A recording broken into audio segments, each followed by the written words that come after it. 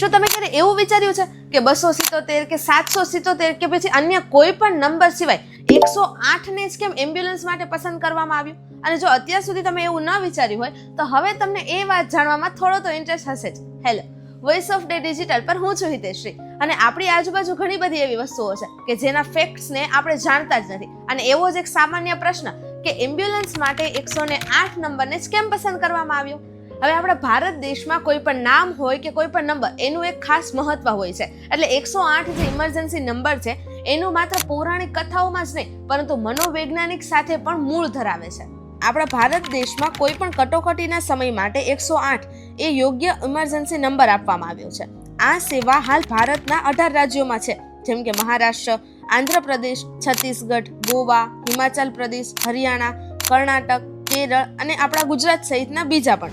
અને 108 નંબર એ કોઈ random number નથી. એનું આપણા ભારતીય સંસ્કૃતિમાં આધ્યાત્મિક અને વૈજ્ઞાનિક બંને મહત્વ છે. હિન્દુ ધર્મ અને બૌદ્ધ ધર્મમાં 108 નંબરને રહસ્યમય માનવામાં આવે છે.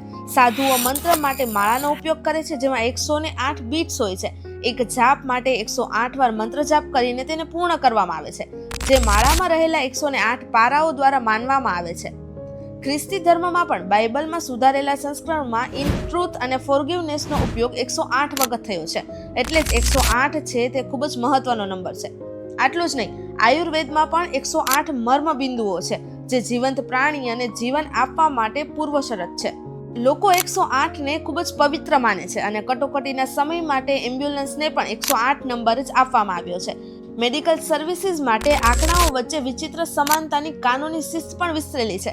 જેમ કે ઇન્ડિયન એવિગેશન એક્ટ 1872 ની કલમ 108 એ એવિડન્સના અભાવે વ્યક્તિના મૃત્યુની ધારણા માટે માર્ગદર્શિકાઓનો ઉલ્લેખ કરે છે. જો કોઈ વ્યક્તિનો પક્ષ 7 વર્ષ સુધી સંભાળવામાં ન આવે તો તે વ્યક્તિ મૃત્યુ પામી શકે તે સાબિત કરવા માટે કલમ 108 લાગુ કરવામાં આવે છે.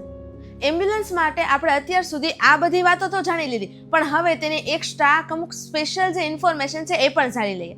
તો આપણે એ જણાવી દઉં કે ઓડિશા એવું પહેલું રાજ્ય હતું કે જ્યાં ચિકિત્સા હેલ્થ કેર લિમિટેડ દ્વારા દૂરના વિસ્તારો માટે બોટ એમ્બ્યુલન્સની પહેલી વખત શરૂઆત કરવામાં આવી. હવે કટોકટીના સમયમાં બે પ્રકારની એમ્બ્યુલન્સ ALS એટલે કે એડવાન્સ લાઈફ સપોર્ટ અને BLS એટલે કે બેઝિક લાઈફ સપોર્ટની પૂરી પાડવામાં આવે છે. ચિકિત્સા હેલ્થકેર લિમિટેડે 108 ઇમરજન્સી નંબરની સેવાઓ સાથે 112 નું પણ સંચાલન કર્યું છે.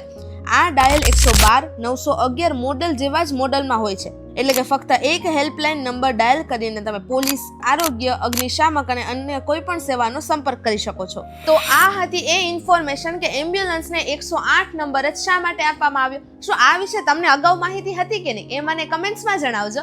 અને આવી જ ઇન્ટરેસ્ટિંગ અને યુનિક ઇન્ફોર્મેશન જાણવા માટે તમે જોતા રહો વોઇસ ઓફ ડે ડિજિટલ.